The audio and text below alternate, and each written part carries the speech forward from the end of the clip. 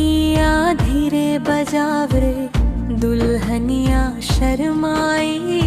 घूंघट के पट खोलत खोलत अखियाँ नीचे झुकाई।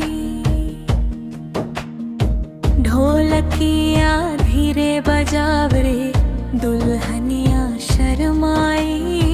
घूंघट के पट खोलत खोलत अखियाँ नीचे झुकाई। लाल चुनरिया माथे सजलवा, माथे चमके टिकुलिया। धीरे धीरे पाँव बढ़ावे हमार नई दुल्हनिया।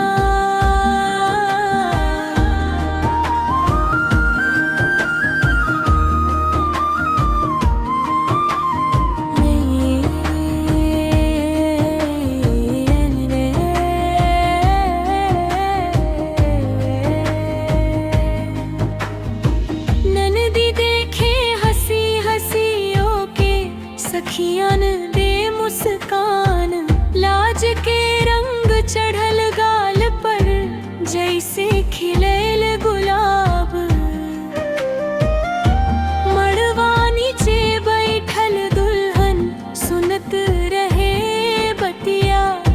घूंघट के ओट से ताके सजना के अखियाँ। ढोलक बाजे मध्यम मध्यम, मंजीरा झनकार। दुल्हनिया के रूप निहारत भरल सादा द्वार।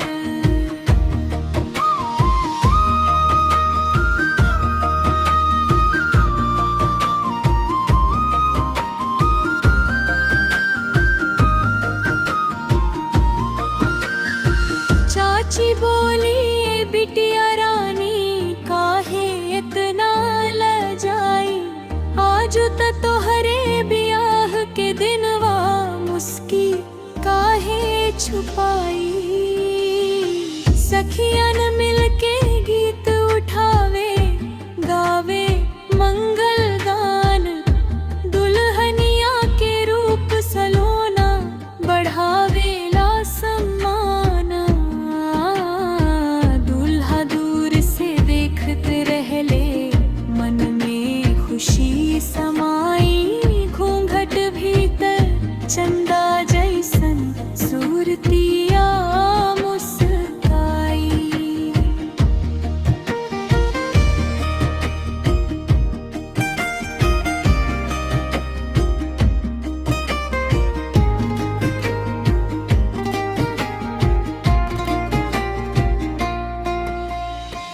मौसी फुआ चाची मामी देत रहली असीसा। सुख समृद्धि भर रहे जीवन, यह जोड़ी के हिस्सा। पायल बाजे छन छन छन रे, बाजे कंगनिया। धीरे धीरे मुस्की बिखेरे हमार नई दुल्हनिया। ढोलकियाँ अब जोर से बाजे, खुश भइल घर दुआरी। लाज से भरी नई दुल्हनिया लगे चांद से प्यारी।